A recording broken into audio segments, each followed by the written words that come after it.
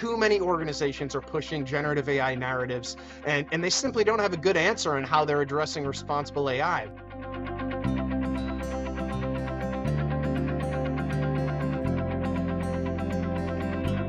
Hello, I am Esther Ajao, news writer at TechTarget. I cover AI at TechTarget.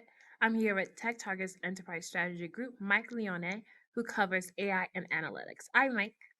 Hey, thanks for having me.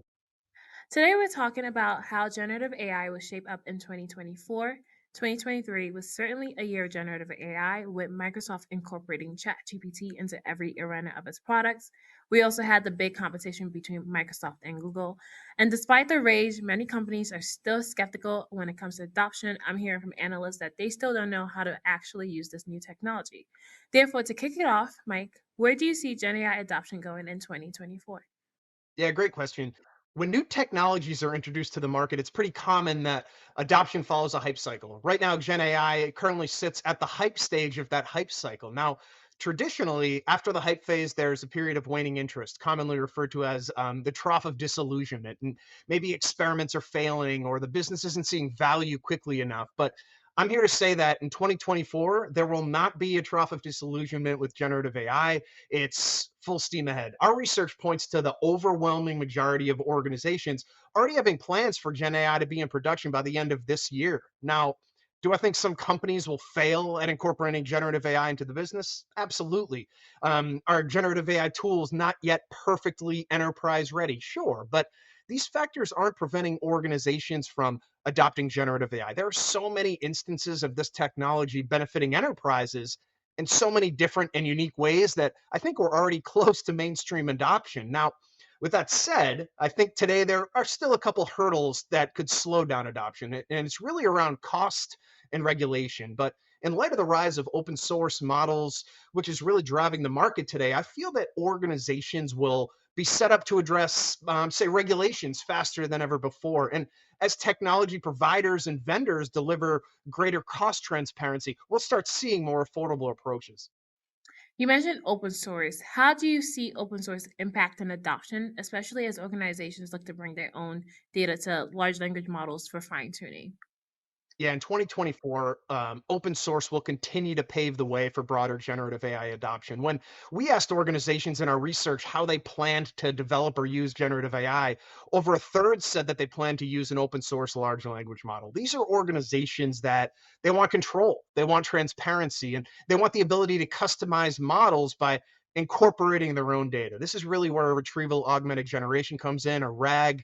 It's a technique used to address hallucinations and improve accuracy by enabling the business to bring in their own enterprise data to improve responses. Now, over the long term, I think many of the current models that are available today, they're going to converge in terms of performance or outputting similar enough responses that I don't think it's going to matter as much what model they're using. The distinguishing factor, it's not the model itself, but the data used for training or data used for fine tuning through approaches like RAG. So data is going to emerge even more than it is today as the biggest and most important differentiator for organizations when it comes to Gen AI. Now, speaking of data, there is so much controversies and around data, and that brings us to responsible AI. You and I have chatted in the past about responsible AI and how important it is. We have the New York Times lawsuit with OpenAI that's also around data and all of that. How do you see responsible AI shaping forward in 2024? Yeah, 2024 is really the year of responsible AI, and it's an area where we see as an industry, we see this industry that there's so much work to do. Too many organizations are pushing generative AI narratives, and they simply don't have a good answer on how they're addressing responsible AI, right? Is it an internal governing body? Is it something built in-house? Is it a gap filled through one or many partners? Is it all of the above, right? Does responsible AI need to even be a product or service, or is it a mentality and a belief that must be instilled throughout an organization? In 2024, I think we'll start seeing a standardization of responsible AI protocols, frameworks and best practices really focused on governance, safety, security, transparency, and trust.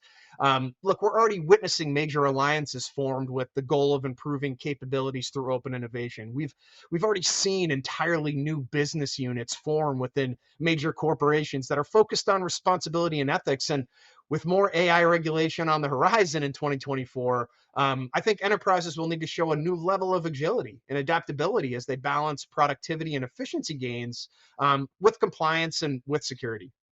Yeah, everyone is watching EU and the US when it comes to regulatory measures. Thank you so much, Mike, for joining me on to discuss this very important topic. Thanks for having me. Stay tuned for more industry predictions.